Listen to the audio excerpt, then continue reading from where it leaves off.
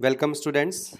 पिछली क्लास में हमने कुछ वायरल डिजीज़ के बारे में डिस्कशन किया है और उनमें से जो आपको मेन डिजीज़ मैंने बताई है, एक जैसा कि आप यहाँ देख सकते हैं, chicken pox varicella zoster virus से होता है, हर्पीज़ वायरस से बिलोंग करता है। एक पोलियोमाइलिटिस जिसे हम इन्फेंटाइल पैरालिसिस भी कहते हैं, पोलियो वायरस से होता है, जो कि पिकोरना वायरस ग्रुप से बिलोंग करता है। इसके अलावा हमने एक कॉमन कॉल्ड के बारे में भी बात किया है, राइनो वायरस से होता है ना। और इसके सिम्टम्स जैसा कि मैंने आपको बताया, आपको लर्न करना ही है। ये अपर रेस्पिरेटरी ट्रैक्ट को ही इन्फेक्ट करता है, लोअर रेस्पिरेटरी ट्रैक्ट को इन्फेक्ट नहीं करता है। Virus infect the nose and respiratory passage but not the lungs. Nasal congestion and discharge, sore throat, hoarseness, cough, headache, tiredness etcetera which usually last for 3 to 7 days। जैसा कि हमें normally जुकाम 3 से 7 दिन रहता है। Infection is through droplets resulting from cough or sneezes of an infected person, or either inhaled directly or transmitted through contaminated objects such as pen, books, cups, doorknobs, computer keyboards और mouse etc. तो ये आपको इसमें तो याद रखना ही है, अच्छे से इसको भूले नहीं आप, कॉमन कोल्ड याद रखेंगे। इन्फ्लुएंजा, जो एपिडेमिक इन्फ्लुएंजा होते हैं, तरह के डिफरेंट तरह के होते हैं। ऑर्थोमिक्सो वायरस इसका हो जाएगा। फ्लू एपिडेमिक्स होते हैं, ये बर्ड फ्लू हो गया, स्वाइन फ्लू हो गया, ये सब इन्हीं से होते हैं। H1N1 वायरस स्वाइन फ्लू का है। रेबीज़, ये जैसा कि हम जानते हैं कि कुत्ते के काटने से होता है नॉर्मली, लेकिन दूसरे एनिमल से भी हो सकता है। हाइड्रोफोबिया इसका मेन सिम्टम है, पानी से डर लगने लगता है। वायरस का नाम रेब्डो वायरस है। और most common reservoir is dog. It is also found in foxes, wolf, jackals, mongoose, bats. उनके भी काटने से कभी कभार हो सकता है, क्योंकि उनकी बॉडी में भी ये वायरस एग्जिस्ट करता है। और बच्चों, इसका जो वैक्सीन सबसे पहले बनाया था वो लुइस पास्चर ने बनाया था। मैंने आपको एक बात और बताई इसी लेक्चर में कि अगर किसी को एक बार रेबीज़ हो जाए तो ये इनक्योरेबल है, उसके बाद ठीक नहीं हो सकता है, डेथ हो जाती है। अच्छा, इस लेक्चर के बाद मेरे पास कुछ बच्चों के फ़ोन भी आए, कुछ क्वेरीज़ आई मेरे पास। मैं आपको यहाँ एक चीज़ क्लियर कर लेता हूँ बच्चों, अच्छे से इस बात को समझें। जो क्वेरीज़ है आप लोगों की, मैं समझा देता हूँ आपको कि हमारी मेडिकल साइंस में दो टर्म्स होती है। एक सबसे पहले हम समझ लें कि प्रोफाइलेक्सिस। प्रोफाइलेक्सिस प्रोफाइलेक्सिस का मतलब होता है बच्चों कि अगर आपको किसी डिजीज़ के होने की संभावना है, प्रोबेबिलिटी है कि यार वो डिजीज़ हो सकती है। जैसे कि आप किसी एक ऐसे कोई डॉक्टर है जो एक ऐसे पेशेंट, हिपेटाइटिस बी का कोई पेशेंट है, यानी कि वायरल डिजीज़ है हिपेटाइटिस बी, और वो डॉक्टर उस हिपेटाइटिस बी के पेशेंट का ट्रीटमेंट करने जा रहा है, तो पॉसिबली उसको वो इन्फेक्शन हो सकता है। मैं वहाँ जाऊँगा, उसका ट्रीटमेंट करूँगा, तो इट इज़ पॉसिबल कि मुझे भी इन्फेक्शन हो जाए। तो क्या करूँ मैं? ऐसी कोई मेडिसिन ले लूँ पहले से कि मुझे इन्फेक्शन नहीं हो? तो अभी मुझे बीमारी तो नहीं हुई है ना। बीमारी नहीं हो उससे पहले ही आप उसका कोई मैनेजमेंट करें, उसको प्रिवेंट करने के लिए मेडिसिन ले लें, तो इसको हम कहते हैं प्रोफाइलेक्सिस। वैक्सीनेशन जो होते हैं बच्चों, ये बेसिकली प्रोफाइलेक्सिस है, यानी कि हम चाहते हैं कि हमें ये डिज़ीज़ नहीं हो, हम पहले से उसका कोई प्रिवेंशन के लिए कोई प्रोसीजर कर रहे हैं, या हम कोई मेडिसिन ले रहे हैं, या इवन वैक्सीनेशन कर रहे हैं, तो this is what we call prophylaxis. ठीक है बच्चों। और दूसरा वर्ड फिर हमारे पास होता है ट्रीटमेंट। तो ट्रीटमेंट क्या होता है? ट्रीटमेंट तो तब होगा ना जब आपको डिजीज़ हो जाएगी। तो डिजीज़ हो जाए और उसके बाद आप कोई मेडिसिन ले रहे हैं, कुछ भी अगर आप केमिकल्स ले रहे हैं, कुछ भी ले रहे हैं, तो that is what we call treatment. तो there has to be difference between prophylaxis and treatment. कुछ बच्चे ये समझ रहे हैं कि अगर किसी को डिजीज़ हो गई और हमने उसका वैक्सीन लगा दिया तो बीमारी ठीक हो जाएगी। नहीं बच्चों, ऐसा नहीं होता है ना। ये क्लियर करें अपन यहाँ पे कि अगर वापस आ रहे हैं, हम रेबीज़ के बारे में बात कर रहे हैं। रेबीज़ का अब एक वैक्सीन है, तो आपको वैक्सीन कब लगाना है? वैक्सीन आपको तब लगाना है कि आपके डिजीज़ के सिम्टम्स डेवलप हों, उससे पहले अगर आपने वैक्सीन लगा लिया तो फिर आपको डिजीज़ नहीं होगी, है ना। और अगर आपको डिजीज़ डेवलप हो गई है और उसके बाद आप वैक्सीन ले रहे हो, तो वैक्सीन फिर उस डिजीज़ में कोई हेल्प नहीं करने वाला, because vaccine is not a treatment. तो जब मैंने कहा कि रेबीज़ का कोई ट्रीटमेंट नहीं है, तो बच्चे कंफ्यूज हो रहे हैं कि नहीं उसका तो वैक्सीन है। अरे वैक्सीन तो तब काम आएगा जब आपको डिजीज़ होने से पहले आपने ले लिया, है ना।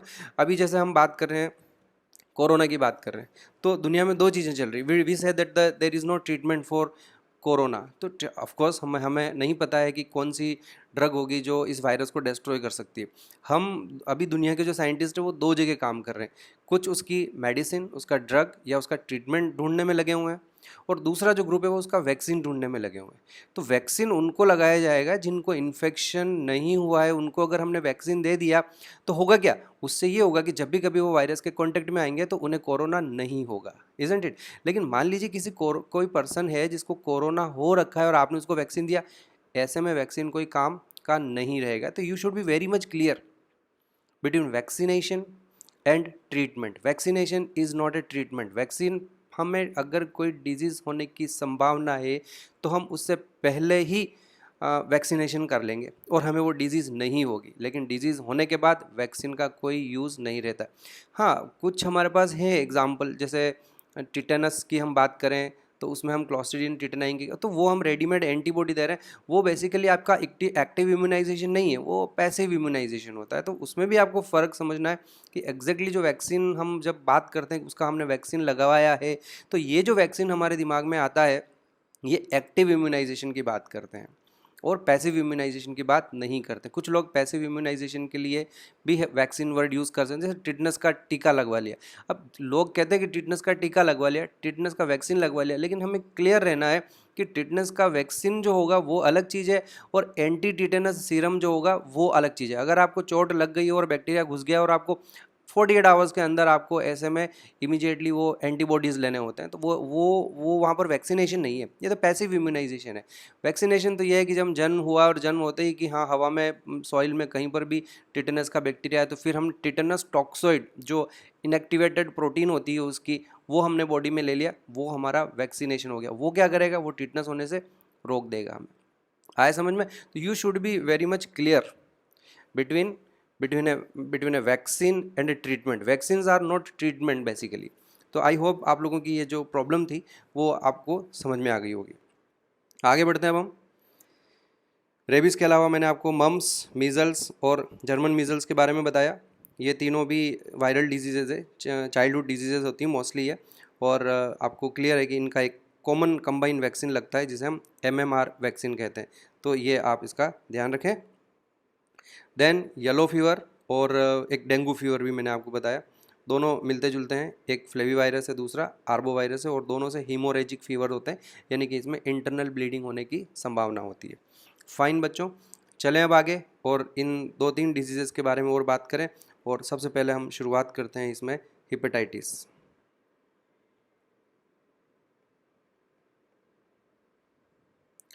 ओके, हिपेटाइटिस जैसा कि नाम से पता चल रहा है लीवर से रिलेटेड डिजीज़ है ये।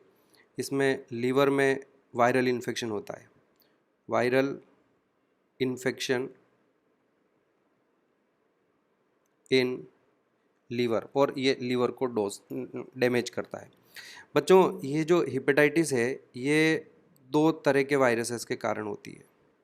एक हमारे पास हिपेटाइटिस हिपेटाइटिस ए वायरस है, और दूसरा हमारे पास हिपेटाइटिस बी वायरस है।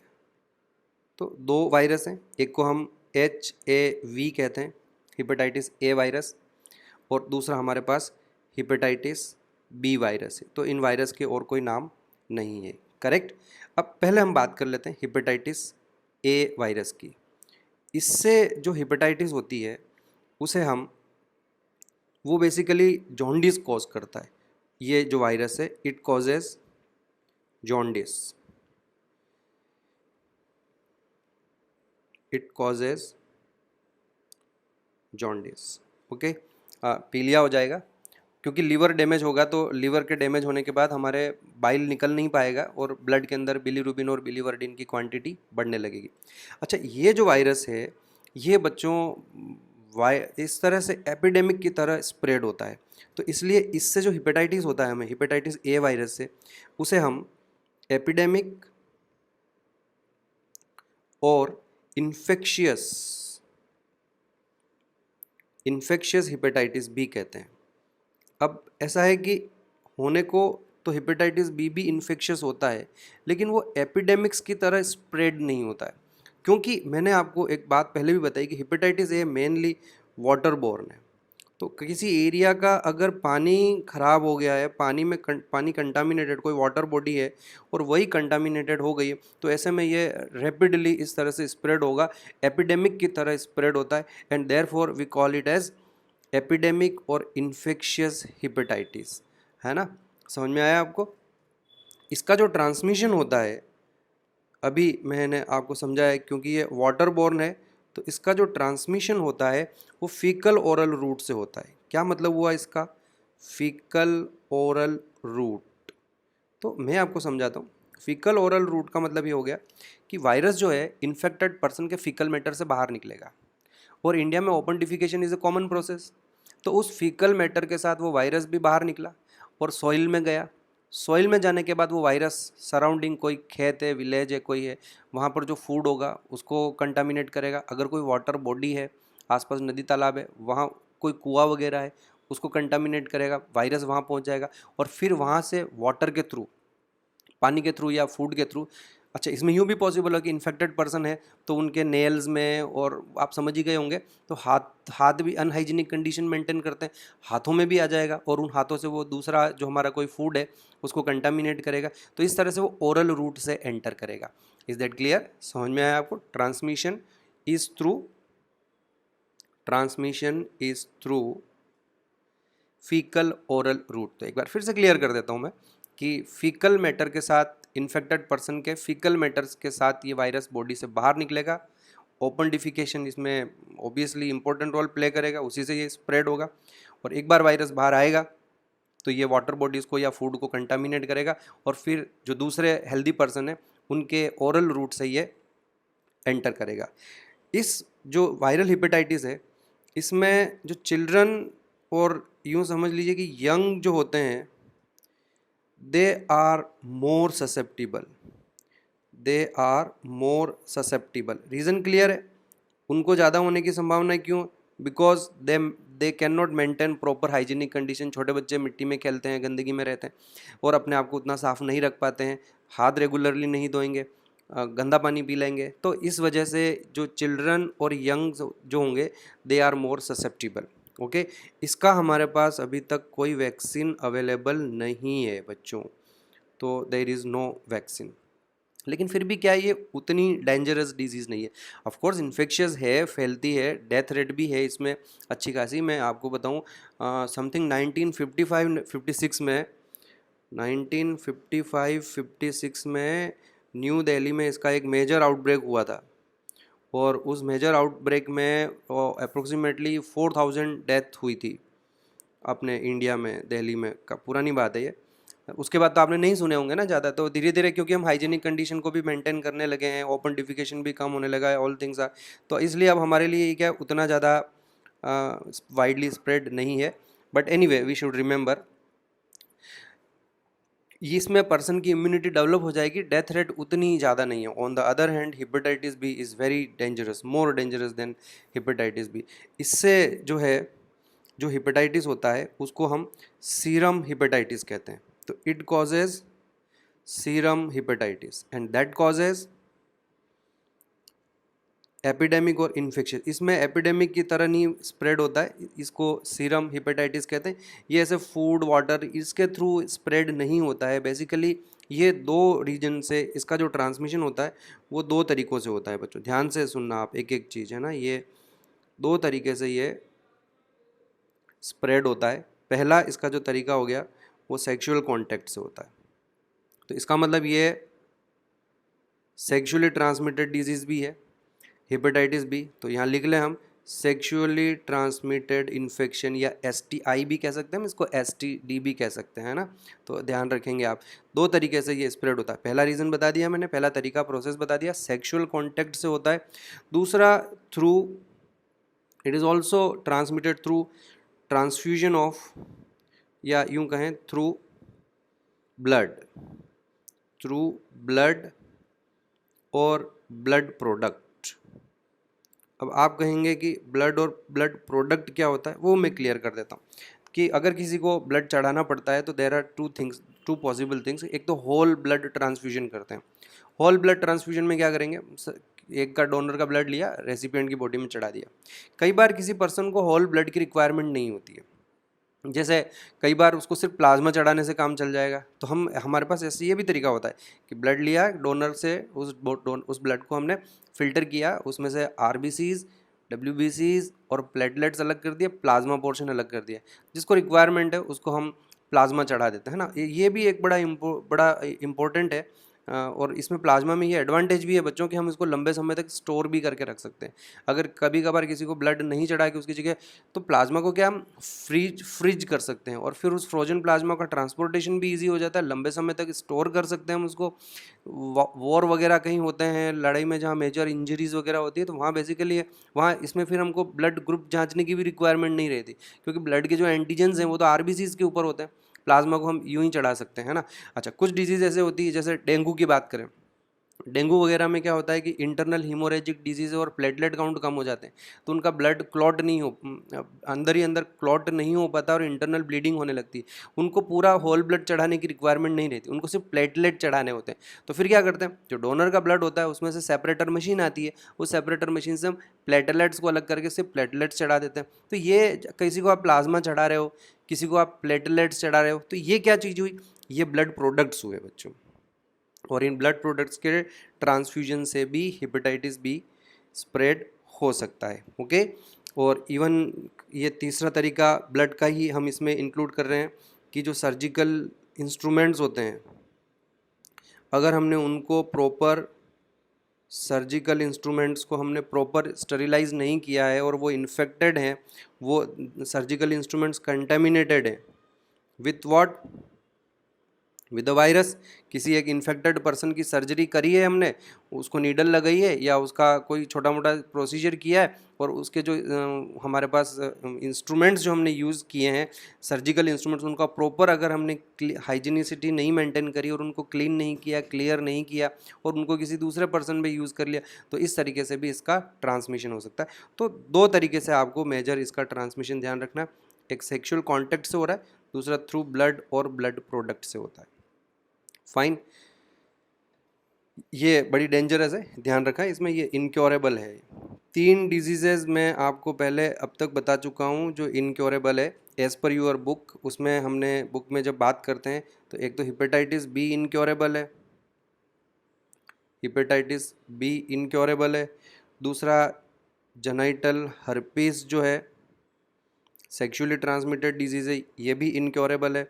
और एक एड्स जो हैं वो भी इनक्योरेबल है। तो ये 3 आप अच्छे से याद रखें इनक्योरेबल डिजीजेज जो आपकी बुक में दे रखा है, एक हेपेटाइटिस बी, एक जेनाइटल हर्पीस और एक एड्स। ओके, इसका हमारे पास वैक्सीन अवेलेबल है, वो समझाया था मैंने आपको कि वैक्सीन इज़ अवेलेबल। वैक्सीन कैसे काम कर रहा है, इसमें कहाँ कहाँ से डेवलप किया, कौन सा वैक्सीन है, याद है, मैं रिकॉल करा देता हूँ आपको कि इसमें ये 2nd जनरेशन वैक्सीन हमने डेवलप किया है। 2nd generation vaccine through genetic engineering, है ना, जेनेटिक इंजीनियरिंग से बनाया है हमने 2nd जनरेशन वैक्सीन। किस में बनाया है, ये हमने ईस्ट में बनाया है, याद रखेंगे आप, प्रोड्यूस्ड इन ईस्ट। इसका जो एक जीन लिया है और उसको हमने ईस्ट में इंट्रोड्यूस कर दिया, और उसके बाद ईस्ट से इस वायरस की प्रोटीन बनने लगे और उस प्रोटीन को हमने एज ए वैक्सीन यूज़ किया। तो बच्चों, ये मैंने 2 तरह के आपको हेपेटाइटिस के बारे में एक्सप्लेन किया, एक हेपेटाइटिस ए है और एक हेपेटाइटिस बी है। Hepatitis B is more dangerous, और आपकी बुक में सिर्फ हेपेटाइटिस बी मेंशन किया हुआ, हेपेटाइटिस ए नहीं है। लेकिन क्योंकि ये वाटरबोर्न डिजीज़ है, जस्ट लाइक कोलेरा, एपिडेमिक की तरह ये इन्फेक्शियस हेपेटाइटिस है, इस तरह से स्प्रेड होता है, तो पढ़ना जरूरी है, कॉम्पिटिटिव एग्जाम में क्वेश्चन आ सकते हैं। Fine, okay, now come to the second disease and that is about AIDS के बारे में अब हम बात करते हैं। एक्वायर्ड इम्यूनो डेफिशिएंसी सिंड्रोम इसका पूरा नाम है, acquired immuno deficiency syndrome. Acquired immunodeficiency syndrome. अब इसको आप समझें पहले। एक्वायर्ड का मतलब ये है बच्चों कि इन्फेक्शन इज़ एक्वायर्ड। ये नहीं है कि ये आपको जन्म से कभी हो, किसी को कॉन्जेनाइटल नहीं हो सकता है, जन्मजात। हाँ, अगर कॉन्जेनाइटल भी हुआ तो उसकी मदर से आएगा, that is a different story. लेकिन ये एक्वायर किया जाता है ना, तो कोई जेनेटिक डिसऑर्डर सॉर्ट ऑफ नहीं है ये कि जन्म से ही ये बॉडी में प्रेजेंट होगा, ऐसा नहीं है। तो दैट्स वाई इन्फेक्शन, इसको करेक्ट करें, इन्फेक्शन इज एक्वायर्ड, ठीक है। फिर इम्यूनोडेफिशिएंसी इसलिए बोला कि इसमें इम्यून सिस्टम वीक हो जाएगा, इम्यून सिस्टम इज कॉम्प्रोमाइज्ड, वो वीक हो जाता है, इसलिए हमने इसको इम्यूनोडेफिशिएंसी लगाया। सिंड्रोम, तो ये भी चीज़ क्लियर करें। कई बार हम कहते हैं उसको फलाना डिजीज़ हो गई, ये डिजीज़ हो गई, वो डिजीज़ हो गई, और कई बार हम सिंड्रोम वर्ड यूज़ करते हैं। तो एक डिजीज़ और सिंड्रोम में क्या फ़र्क होता है वो समझें आप, कि अगर डिजीज़ेस जो होती है, जैसे मलेरिया हो गया, तो आप ऐसी डिजीज़ेस जब भी कभी हम कोई बात करें तो उसमें क्या होगा, कोई लिमिटेड सिम्टम्स होंगे, तो एक आध किसी मेन सिम्टम से वो डिजीज़ कैरेक्टराइज हो जाएगी। लेकिन कुछ कंडीशंस ऐसी होती है जहाँ मल्टीपल सिम्टम्स होते हैं, है ना, ग्रुप ऑफ सिम्टम्स होते हैं। तो फिर ऐसी कंडीशंस के लिए हम डिजीज़ वर्ड यूज़ नहीं करके सिंड्रोम वर्ड यूज़ करेंगे। तो ये ध्यान रखना आप कि जब भी किसी कंडीशन में, एबनॉर्मल कंडीशन में सिंड्रोम वर्ड यूज़ हो रहा है, मतलब वहाँ पर ग्रुप ऑफ सिम्टम्स होंगे, कई सारे सिम्टम्स होंगे। और डिजीज़ेज अगर आप कहीं वर्ड यूज़ कर रहे हो, डिजीज़ वर्ड यूज़ कर रहे हो, तो इसका मतलब ये हो गया कि वहाँ कोई एक पर्टिकुलर मेन सिम्टम होगा जिससे उस डिजीज़ को आइडेंटिफाई या उसका कैरेक्टराइजेशन हो जाएगा। उसके साथ एसोसिएटेड दूसरे सिम्टम्स हों, वो एक अलग बात होती है। तो नॉर्मली क्या है कि अगर कोई डिजीज़ होती है तो उसमें कोई पर्टिकुलर एक ऑर्गन ही अफेक्ट होता है और उस ऑर्गन से रिलेटेड सिम्टम सामने आ जाएंगे। सिंड्रोम जितने भी होते हैं उनमें बॉडी में मल्टीपल सिस्टम्स या मल्टीपल ऑर्गन्स अफेक्ट होते हैं, अलग अलग सिस्टम्स अफेक्ट होंगे, तो उन सबसे रिलेटेड जो सिम्टम्स होंगे वो एक ग्रुप के रूप में आपके सामने आएंगे। तो फिर हम ऐसी कंडीशंस के लिए डिजीज़ वर्ड यूज़ नहीं करेंगे और सिंड्रोम वर्ड यूज़ करेंगे। ओके। एड्स बच्चों कोई बहुत ज़्यादा पुरानी बीमारी नहीं है। इट वॉज फर्स्ट रिकॉग्नाइज्ड इन 1981, तो उससे ज़्यादा पुरानी नहीं है बच्चों, रिकॉग्नाइज्ड इन 1981। और एक डॉक्टर थे, बाय डॉक्टर गॉटलिब उनका नाम था।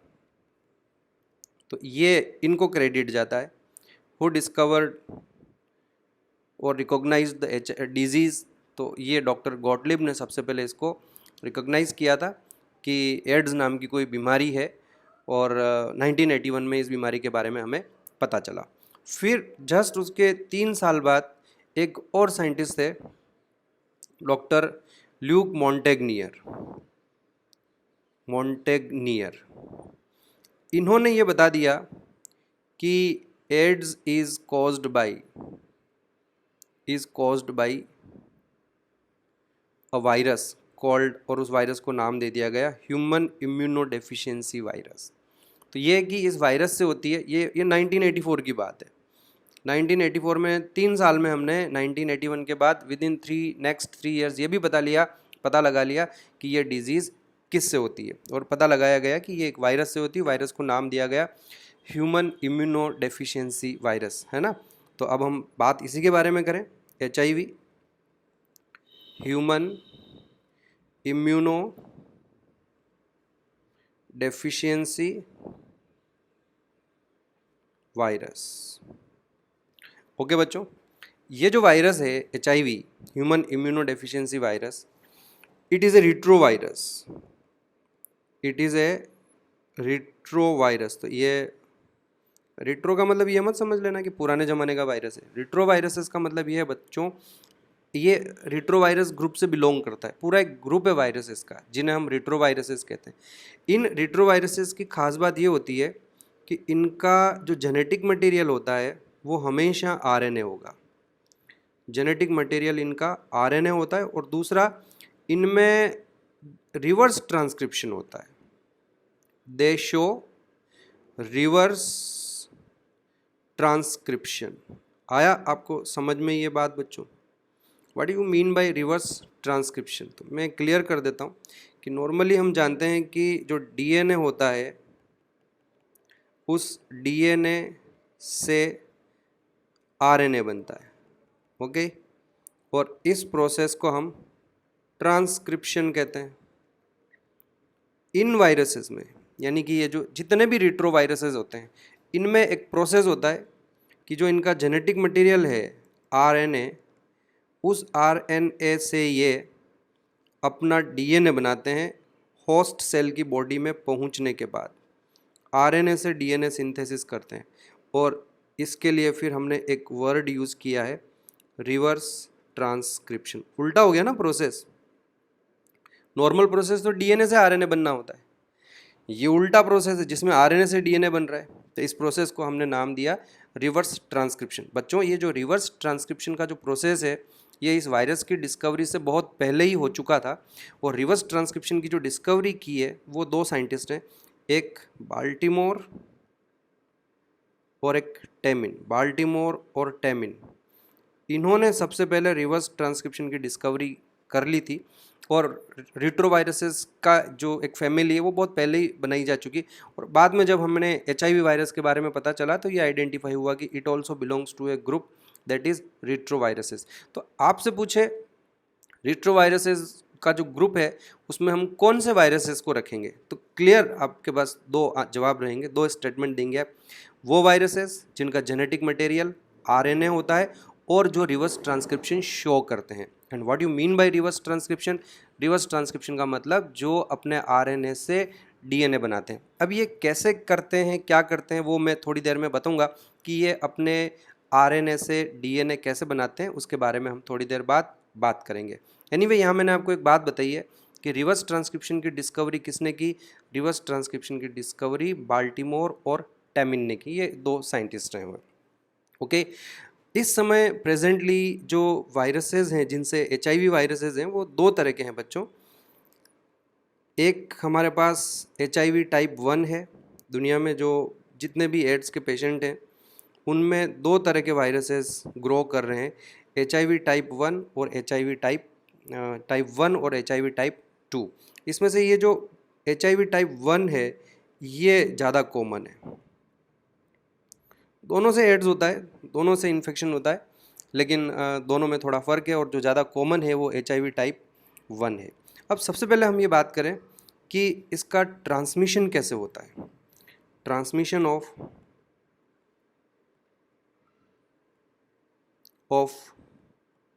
HIV, कि ये वायरस एक पर्सन से दूसरे पर्सन की बॉडी में कैसे जाता है। तो जस्ट लाइक हेपेटाइटिस, ये भी एक सेक्सुअली ट्रांसमिटेड इन्फेक्शन है, सेक्सुअली ट्रांसमिटेड डिजीज़ है और ये सेक्सुअल कांटेक्ट से इसका ट्रांसमिशन होता है। सेक्सुअल कांटेक्ट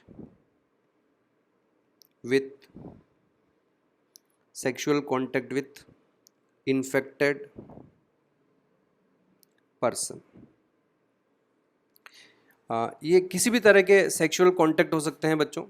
नॉर्मली जो मोस्ट कॉमन सेक्सुअल कांटेक्ट है वो तो ऑब्वियसली हेट्रोसेक्सुअल होता है, लेकिन इसके अलावा मेल होमोसेक्सुअल और बाइसेक्सुअल एक्टिविटी से भी इसका ट्रांसमिशन हो सकता है। सिमिलरली इसमें मेल टू फीमेल तो नॉर्मली होता ही है, female to male sexual transmission भी होता है। और दूसरी तरीके के जो सेक्सुअल कॉन्टेक्ट्स मल्टीपल जो भी हैं उन सभी में किसी भी तरह का सेक्सुअल कॉन्टेक्ट हो बिटवीन टू पर्सन्स जिसमें से एक अगर इन्फेक्टेड है तो इसका ट्रांसमिशन हो सकता है। दूसरा जो ट्रांसमिशन इसका होगा वो जैसा कि हेपेटाइटिस का मैंने आपको बताया, ट्रांसफ्यूजन ऑफ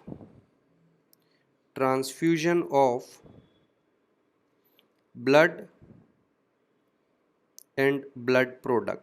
तो मुझे अब बताने की ज़रूरत नहीं है कि ब्लड प्रोडक्ट से क्या मतलब होता है। कि प्लाज्मा चढ़ा रहे हैं आप, प्लेटलेट्स चढ़ा रहे हैं या सिर्फ RBCs चढ़ा रहे हैं, होल ब्लड चढ़ा रहे हैं, तो ये सब ब्लड और ब्लड प्रोडक्ट में आ गए। तीसरा शेयरिंग नीडल्स, पर्टिकुलरली यहाँ ऐसा कहना चाहिए मुझे कि sharing infected needles, sharing infected needles. बच्चों ये जो प्रोसीजर है ये नॉर्मली होता है ड्रग एब्यूज़र्स में, जो इंट्रावीनस ड्रग यूज़ करते हैं ना। कई सारी ड्रग्स ऐसी होती है जो इंजेक्शन से बॉडी में ली जाती है। तो मैं आपको बताऊं कि जो ड्रग एब्यूज़र्स होते हैं उनके ग्रुप्स होते हैं, 8 लोगों का, 5 लोगों का, 10 लोगों का ग्रुप है, ग्रुप में बैठे हुए हैं। तो इनको ये ध्यान नहीं रखते हैं, ये इस तरह के जो ड्रग एब्यूज़र्स होते हैं ये हाइजीनिसिटी को मेंटेन नहीं करते। ये क्या करेंगे कि इंजेक्शन से एक ने अपनी बॉडी में ड्रग इंजेक्ट करी और उसके बाद वो इंजेक्शन जो है, वो जो नीडल है वो आगे पास ऑन कर दी जाती है और उसी इंजेक्शन से सभी लोग आपस में ड्रग ले रहे हैं, यूज़ कर रहे हैं। तो इस तरह के जो इंट्रावीनस ड्रग एब्यूज़र्स होते हैं उनमें ये इस तरह का प्रोसीजर होने की पॉसिबिलिटी होती है, शेयरिंग इन्फेक्टेड नीडल्स। वैसे तो मैं आपको बता देता हूँ कि जो डॉक्टर्स होते हैं उन्हें तो ये बात का नॉलेज होता है कि एक पर्सन को अगर हमने इंजेक्शन लगा लिया है तो वो इंजेक्शन, वो नीडल अब किसी दूसरे पर्सन को यूज़ नहीं की जाएगी। लेकिन फिर भी अभी भी इंडिया में कई पुअर जैसी कंडीशंस होती है, क्योंकि कुछ समय पहले मैंने एक डेटा डेफिनेटली पढ़ा था जिसमें ये बताया गया था कि इंडिया में जितने जो डिस्पोजल सिरिंजेस हैं इनका जितना प्रोडक्शन होता है उससे ज़्यादा इनका कंजम्पशन होता है। तो डेफिनेटली इसका मतलब ये रीयूज़ होती होगी, कहीं ना कहीं तो होती होगी। तो there is a risk of sharing such needles, तो उसमें एक रिस्क फैक्टर बढ़ जाता है बच्चों। और एक चौथा तरीका और है, दैट इज़ अगर कोई इन्फेक्टेड मदर है, इन्फेक्टेड मदर, तो फिर उसका जो चाइल्ड होगा, जन्म जो लेगा, उसको भी HIV होने की पॉसिबिलिटी होती है, infected mother to her child. और ये जो ट्रांसमिशन होगा वो प्लेसेंटा के थ्रू होगा, चाइल्ड थ्रू प्लेसेंटा। तो ये 4 पॉसिबिलिटीज़ हैं। एक पांचवी पॉसिबिलिटी मैं अपनी तरफ से ऐड कर लूँ, क्योंकि बुक में तो ये 4 पॉसिबिलिटी दी हुई है। यहाँ जो लिखा हुआ है ना, transfusion of blood and blood product, और उसके बाद शेयरिंग इन्फेक्टेड नीडल्स, और मैं यहाँ एक 5th कंडीशन को और हम इसमें ऐड कर सकते हैं कि थ्रू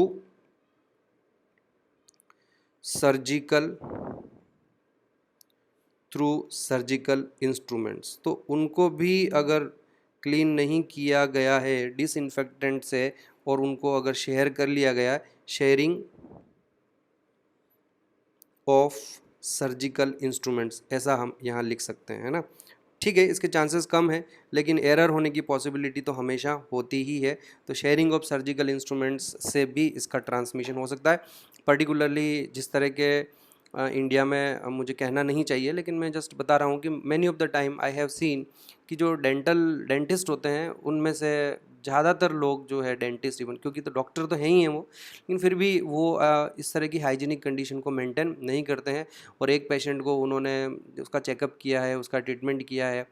कई सारे डेंटिस्ट, अच्छे डेंटिस्ट ऐसे होते हैं जो अपने उन सर्जिकल इंस्ट्रूमेंट्स को वापस डिसइंफेक्टेंट से साफ़ करते हैं, क्लीन करते हैं, उसका स्टरिलाइजेशन कर लेते हैं। लेकिन कई सारे नहीं भी करते हैं, तो वहाँ पर HIV के स्प्रेड होने की पॉसिबिलिटी होती है। सिमिलरली जो हेयर सलून्स होते हैं वहाँ पर भी इट इज़ पॉसिबल, है ना। दो चांसेस आर रेयर, कम होते हैं, फ्रीक्वेंसी बहुत कम है, लेकिन पॉसिबिलिटी को हम रूल आउट नहीं कर सकते, क्योंकि कई जो विलेजेस वगैरह हैं जहाँ पर जो बार्बर होते हैं वो हाइजीनिसिटी को उतना मेंटेन नहीं करते हैं। अब एक पर्सन है जो HIV से मान लीजिए पॉजिटिव है और उसकी पता भी नहीं है, न तो उस पर्सन को, बंदे को खुद को पता है, न उस बार्बर को पता है, और उसने रेज़र लगाया, रेज़र के ऊपर ब्लड लग गया मान लो, और उस रेज़र को किसी दूसरे पर्सन के साथ का यूज़ कर लिया, और वहाँ पॉसिबल है कि वो वायरस इन्फेक्ट हो सकता है, ट्रांसमिट हो सकता है इस तरह से। तो बच्चों, देयर आर द 5 पॉसिबिलिटीज़ जो मैंने आपको समझाया। Sexual contact with infected person, transfusion of blood and blood product, sharing infected needles, जो कि पर्टिकुलरली किस केस में होता है, मैंने आपको बता दिया है, इंट्रावीनस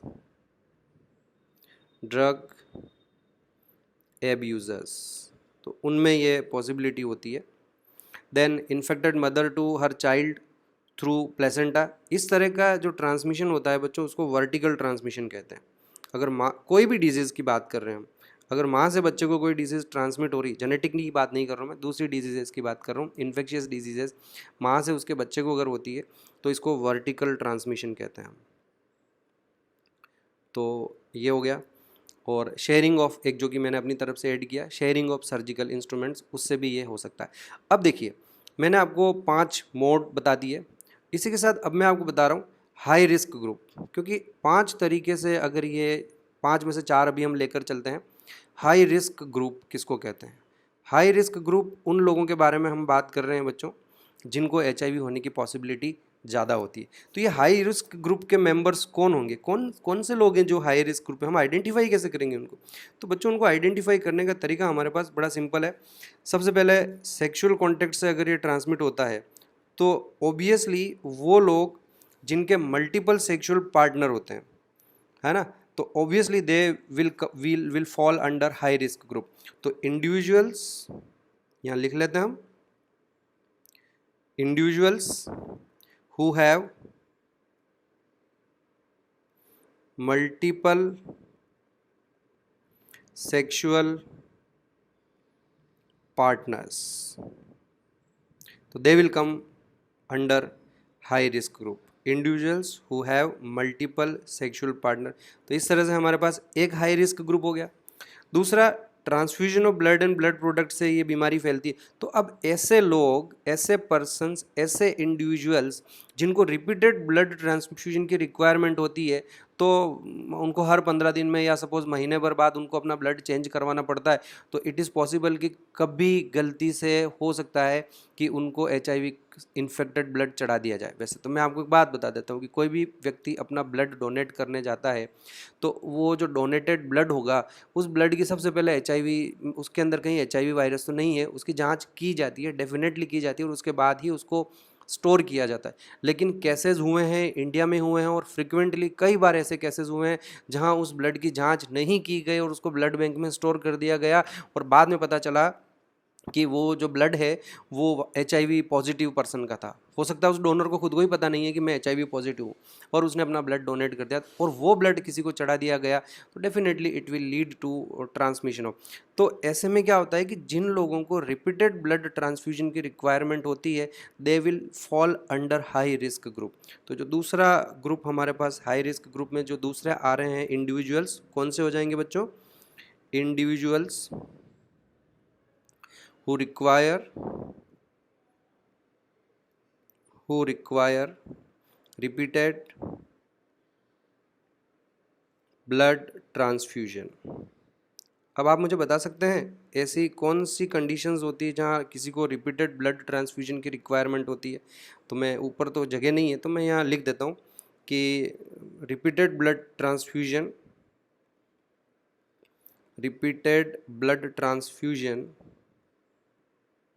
is required। एक तो जिसको एनीमिया है और वो एनीमिया उसका ठीक नहीं हो रहा है, जैसे एप्लास्टिक एनीमिया जैसी कोई कंडीशन हो जाती है। एक बच्चों और कंडीशन है थैलेसीमिया। इस बारे में, डिजीज़ के बारे में आपने सुना होगा, नहीं सुना होगा तो आगे पीछे कहीं ना कहीं आप पढ़ लेंगे। इसमें एबनॉर्मल हीमोग्लोबिन होता है और रिपीटेड ब्लड ट्रांसफ्यूजन की रिक्वायरमेंट होती है। सिमिलरली किसी को अगर सिकल सेल एनीमिया है तो उसमें भी रिपीटेड ब्लड ट्रांसफ्यूजन की रिक्वायरमेंट हो सकती है। तो ये मैंने, there are so many conditions, cancer होने पर भी कई बार, ब्लड कैंसर होने पर भी कई बार रिपीटेड ब्लड ट्रांसफ्यूजन करना पड़ता है, उसमें भी ये कंडीशन डेवलप होती है। और ऐसे में ये जो सारे लोग हैं जिनको ये कंडीशन होती है, तो they come under high risk group, जिनको HIV होने की पॉसिबिलिटी ज़्यादा है कि कभी भी एरर की वजह से ऐसा ब्लड उनको चढ़ा दिया जाए जो HIV से इन्फेक्टेड हो। ठीक है। और तीसरा हाई रिस्क ग्रुप कौन सा है? शेयरिंग इन्फेक्टेड नीडल्स वाले लोग कौन से होते हैं? वो तो मैंने पहले ही लिख दिया, जो इंट्रावीनस ड्रग एब्यूजर्स होते हैं। इंट्रावीनस ड्रग एब्यूजर्स होते हैं, they will also come under high risk group. और चौथा हाई रिस्क ग्रुप कौन सा होगा? ऑब्वियसली ऐसे बच्चे जिनकी मदर HIV पॉजिटिव होते हैं। तो children born to HIV infected mothers. एक बात क्लियर कर लेना आप, ये ज़रूरी नहीं है कि जिस मदर को HIV है उसके बच्चे को वो पॉजिटिव होगा ही होगा, ये ऐसा नहीं होता। देर आर सर्टेन परसेंटेज, मुझे एग्जैक्टली वो ध्यान नहीं है, but there are certain percentage कि इतने % पॉसिबिलिटी है बच्चे को HIV होगा, नहीं तो 100% अब उसको HIV होगा ही होगा बच्चे को, ऐसा ज़रूरी नहीं होता है। तो एनीवे ऐसे बच्चे भी जो हैं वो हाई रिस्क ग्रुप में होते हैं, उनको HIV होने की पॉसिबिलिटी ज़्यादा होती। तो these are certain things about transmission of HIV, कि कैसे कैसे HIV का ट्रांसमिशन हो सकता है और कौन से वो लोग हैं जो हाई रिस्क ग्रुप में आ रहे हैं जिनको HIV होने की पॉसिबिलिटी ज़्यादा हो सकती है। तो ये मैंने 2 चीज़ें बताई। अब क्योंकि हमने ये पढ़ लिया कि ट्रांसमिशन कैसे होता है, HIV is a very dangerous disease और हमें इसका नॉलेज पूरा होना चाहिए। तो यहाँ हम ये भी बात करेंगे कि which are the condition where transmission do not takes place, है ना। हमें यूँ भी पता होना चाहिए कि किन चीज़ों से ट्रांसमिशन नहीं होता है, नो ट्रांसमिशन, ये भी जरूरी है बच्चों पता होना।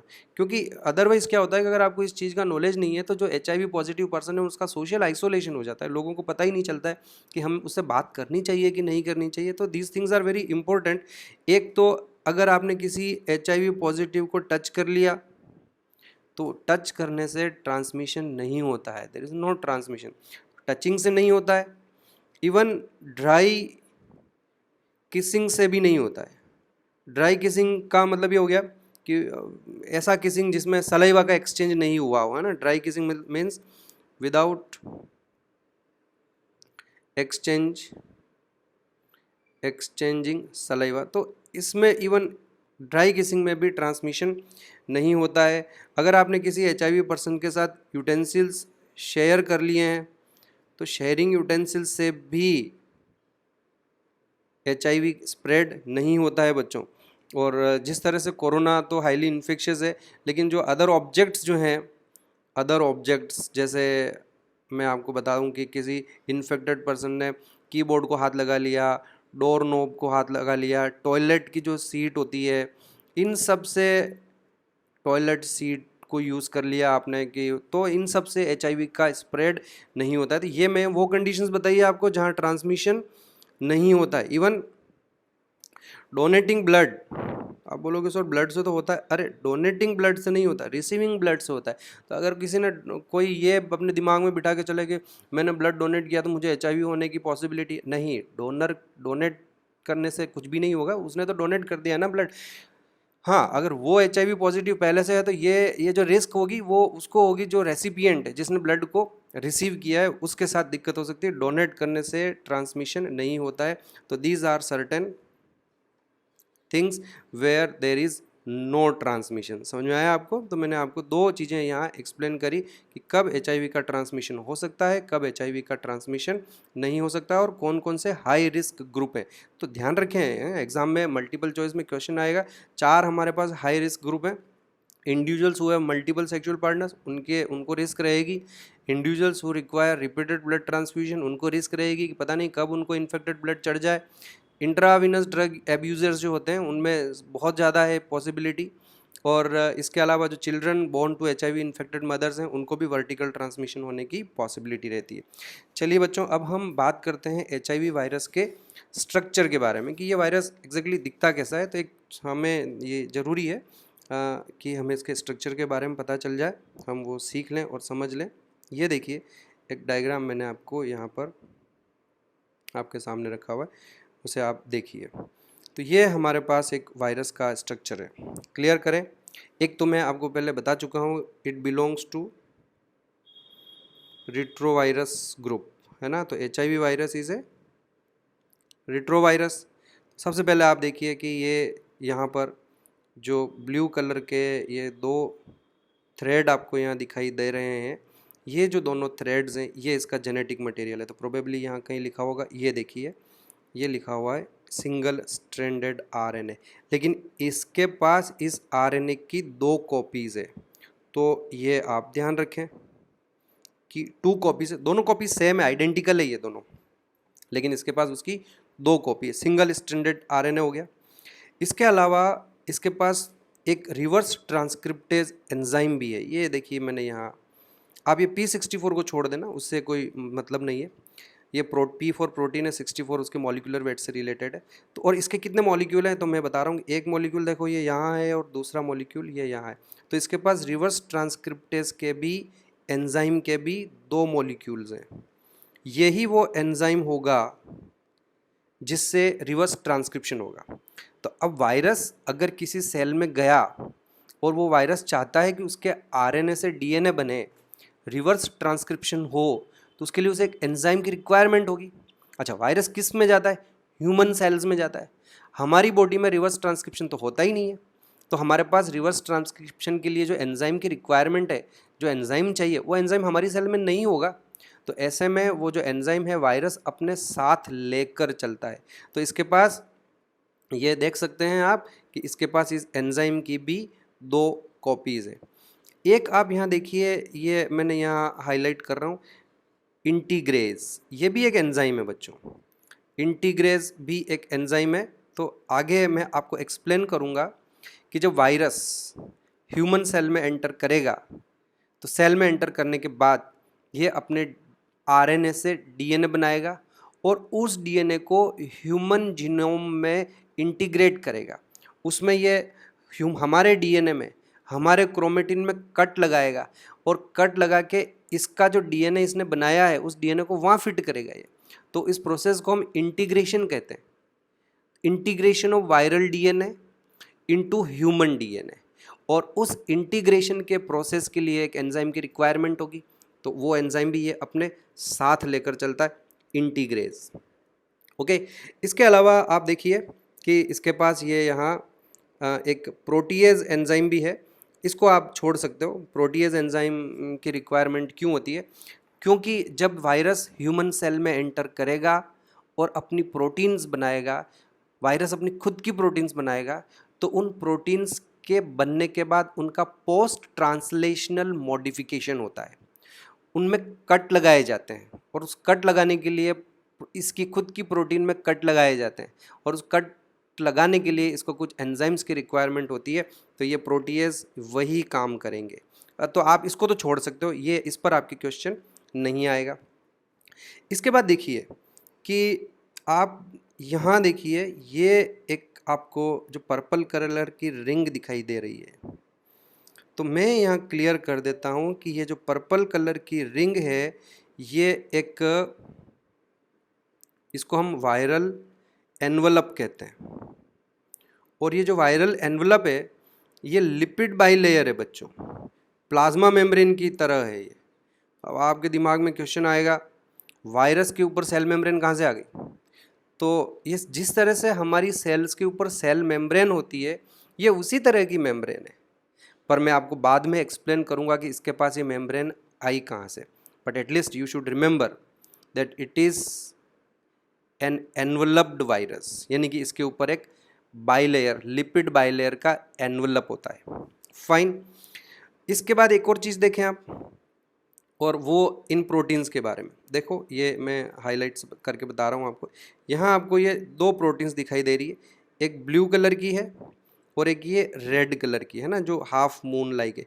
इनके नाम है, इस बाहर वाली प्रोटीन को हम GP120 प्रोटीन कहते हैं।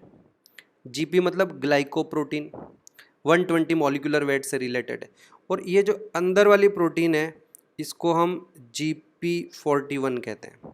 तो इसकी जो लिपिड बाइलेयर है, इसका जो एनवलप है, उस एनवलप में ये 2 प्रोटीन और प्रेजेंट है। ये वायरस की ही प्रोटीन्स है सारी, GP120 और GP41। फाइन बच्चों। इसके अलावा अब आप अंदर देखो तो आपको ये एक ग्रीन कलर की रिंग और दिखाई दे रही, ये भी प्रोटीन्स हैं। और इस प्रोटीन का देखो यहाँ लिखा हुआ ये P17 प्रोटीन है। और एक ये अंदर यहाँ पर येलो कलर की प्रोटीन की और एक और लेयर आपको दिखाई दे रही है, और ये हमारे पास यहाँ P24 है। तो इस तरह से इसके पास कई तरह की प्रोटीन है, P17, P24, GP120, GP41, ये सब प्रोटीन्स हैं। रिवर्स ट्रांसक्रिप्टेज जो एंजाइम है, तो ये भी तो एक तरह का प्रोटीन हो गया। एक ऑलरेडी P10 प्रोटीएज, ये भी एक प्रोटीन है, लेकिन एंजाइम है ये, है ना। ये MHC वाला पोर्शन आप छोड़ देना, अभी आपको इतना आगे डिटेल में जाने की ज़रूरत नहीं है, इसको छोड़ देते हैं हम। ये कहाँ से आया, ये इसका नहीं है, ये वायरस का नहीं है, ये किसी सेल से निकला है ना वायरस, उस सेल का MHC लेकर निकला है। वायरसेस के पास MHC नहीं होते। खैर, ऊपर एक ये एंटीग्रेज है, ये भी एक प्रोटीन है। अच्छा, ये GP120 और GP41 में आपको समझा चुका हूँ। तो this is the structure of virus. क्या चीज़ आपको ध्यान रखनी है इसमें, मोस्ट इंपॉर्टेंट इसमें से क्या है? मोस्ट इंपॉर्टेंट इसमें से एक तो आपको ये ध्यान रखना है कि इसका जो जेनेटिक मटेरियल है वो सिंगल स्ट्रैंडेड RNA होता है और उसकी इसके पास 2 कॉपीज़ है, ये बहुत इंपॉर्टेंट है। एक इसके पास ये रिवर्स ट्रांसक्रिप्टेज एंजाइम होता है जिससे ये रिवर्स ट्रांसक्रिप्शन करेगा। This is also very important. तीसरा जो बहुत ही इंपॉर्टेंट पॉइंट और रहता है वो ये GP120 प्रोटीन है बच्चों। ये क्यों इंपॉर्टेंट है मैं आपको समझा देता हूँ। जब वायरस किसी ह्यूमन बॉडी में एंटर करेगा तो सबसे पहले ये मैक्रोफेजेस में एंटर करता है, हमारी जो फेगोसाइटिक सेल्स है ना, बड़ा मज़ेदार। फेगोसाइटिक सेल्स, मैक्रोफेजेस वो सेल्स होती है जो बॉडी में वायरसेस बैक्टीरिया को डिस्ट्रॉय करने का काम करेगी। और यहाँ आपको पता चलेगा, आगे मैं समझाऊंगा और एक्सप्लेन करूंगा कि ये जो वायरस है ये मैक्रोफेजेस में ही सबसे पहले एंटर करता है और वहाँ जाके ये अपने आप को डिस्ट्रॉय नहीं करता है, बल्कि उस मैक्रोफेज सेल के अंदर, उस फेगोसाइटिक सेल के अंदर ये प्रोलिफरेट होता है। और इतनी स्लो स्पीड से प्रोलिफरेट होता है कि ये उस मैक्रोफेज को भी डिस्ट्रॉय नहीं करेगा। धीरे धीरे नए वायरस बनाता जाएगा, उस मैक्रोफेज में से नए वायरल पार्टिकल निकलते जाएंगे और ये आराम से वायरस वहीं रहेगा, उस सेल के अंदर ही रहेगा। और एक तरह से ये समझ लीजिए कि वो जो मैक्रोफेज सेल है वो हमारी बॉडी में HIV वायरस की एक परमानेंट फैक्ट्री बन जाएगी। और उस मैक्रोफेज सेल्स से जो वायरसेस निकलेंगे नए नए, वो अब T हेल्पर सेल के ऊपर जाकर अटैक करेंगे और वो उनमें जाके एंटर होंगे। अब क्या कारण है कि ये HIV वायरस इन 2 सेल्स में ही एंटर करता है, मैक्रोफेजेस में जाएगा, T हेल्पर सेल में जाएगा ना। What is the reason? Reason बिल्कुल क्लियर है कि आपको याद होगा, मैंने आपको T हेल्पर सेल के बारे में जब बताया तो आपको समझाया था कि T हेल्पर सेल पर एक तो होते हैं T सेल रिसेप्टर्स, प्लस मैंने आपको ये भी बताया कि उनके पास एक प्रोटीन और होती है जिसे हम CD4 प्रोटीन कहते हैं। CD4 नहीं भूलें आप। TC सेल पर CD8 होती है और T हेल्पर सेल पर CD4 मॉलिक्यूल्स होते हैं। तो बच्चों, जो कुछ मैक्रोफेजेस होते हैं हमारे, उन मैक्रोफेजेस के ऊपर भी यही CD4 मॉलिक्यूल होता है। और ये जो CD4 मॉलिक्यूल है, it serve as a receptor for GP120 in the sense कि जब वायरस बॉडी में जाएगा तो वायरस की सरफेस पर जो GP120 प्रोटीन है, CD4 प्रोटीन उस GP120 के रिसेप्टर की तरह काम करेगा और आपका ये वायरस इन दोनों सेल से जाके बाइंड हो जाएगा और बाइंड होके ये उन सेल के अंदर घुस जाएगा, उनकी मेम्ब्रेन के साथ फ्यूज हो जाएगा। तो भाई, इस वायरस को अगर मैक्रोफेज के अंदर जाना है या इसे T हेल्पर सेल के अंदर जाना है तो उसकी मेम्ब्रेन के साथ फ्यूज होना पड़ेगा इसको। ऐसे मैं समझाऊँ आपको कि मान लीजिए ये T हेल्पर सेल है और ये वायरस है, वायरस के ऊपर भी एक मेम्ब्रेन है और हमारी जो सेल होती है उसकी सरफेस पर भी एक सेल मेम्ब्रेन है। अब इस वायरस, इसके अंदर ये इसका पूरा जेनेटिक मटेरियल, एवरीथिंग, बाकी सब कुछ प्रेजेंट है। अब सब इसको अगर इसके अंदर जाना है तो इट इज़ वेरी ऑब्वियस कि इस वायरस को इसके साथ फ्यूज होना पड़ेगा। देखिए ऐसे कि ये इसके क्लोज आ जाए, तो मैं एक डायग्राम और बना लेता हूँ कि ये इसके पहले तो क्लोज आ जाए, है ना, और क्लोज आने के बाद ये इन दोनों की मेम्ब्रेन आपस में एक दूसरे के साथ फ्यूज़ हो जाए तो इसका सारा मटेरियल अंदर चला जाएगा। अब ये जो फ्यूजन का प्रोसेस है, इस फ्यूजन के लिए पहले इस वायरस को इसके साथ बाइंड होना होगा, अटैच होना होगा, और अटैचमेंट के लिए वायरस के पास एक GP120 प्रोटीन है। अटैचमेंट के लिए वायरसेस के पास एक GP120 प्रोटीन है और हमारी जो सेल्स हैं उन पर जो CD4 मॉलिक्यूल है T हेल्पर सेल पर, और जो हमारे मैक्रोफेजेस होते हैं उनके ऊपर भी ये CD4 मॉलिक्यूल प्रेजेंट है। तो यहाँ आप ध्यान रखें कि जो CD4 मॉलिक्यूल है, CD4 मॉलिक्यूल जो होता है, it serve as a receptor for GP120 protein. समझ में आई बात आपको? तो ये इसको तो मैं हटा देता हूँ, इस पार्ट को अब हमें रिक्वायरमेंट नहीं है। आपको समझ में आ गया होगा।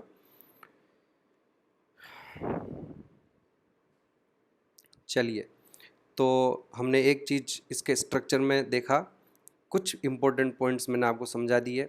स्ट्रक्चर अपने दिमाग में फिट कर ले इसका। इसके पास एक सिंगल स्ट्रैंडेड RNA की 2 कॉपीज़ है, रिवर्स ट्रांसक्रिप्टेज एंजाइम की 2 कॉपीज़ है, एक इंटीग्रेज एंजाइम है, इसके चारों ओर एक वायरल एनवलप है, और वो जो एनवलप है उस एनवलप पर एक प्रोटीन है, स्पेशल प्रोटीन GP120। इसी की हेल्प से ये हमारी सेल्स के साथ बाइंड होगा, और हमारी 2 तरह की सेल्स के साथ ये बाइंड होता है। एक हमारे मैक्रोफेजेस से बाइंड होता है और दूसरा हमारी T हेल्पर सेल से बाइंड होता है। इन्हीं के साथ क्यों बाइंड होता है? क्योंकि इनके ऊपर CD4 मॉलिक्यूल्स है जो GP120 के रिसेप्टर की तरह एक्ट करेगा।